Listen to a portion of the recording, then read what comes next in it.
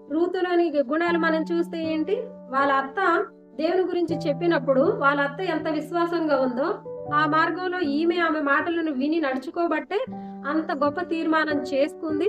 వాళ్ళ అత్తతో పాటు బెత్లెహేముకి వచ్చేసింది అన్నిటిని విడిచిపెట్టి. అది ఒకటి. మళ్ళీ విధేయత చూపించింది వాళ్ళ అత్త మాటకి.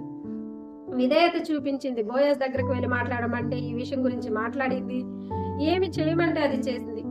మరొకటి, వాళ్ళ అత్తకు ఉపచారం చేసింది. వాళ్ళ అత్తను పని చేయనీయలేదు. ఈమె వెళ్లి పనిచేసింది.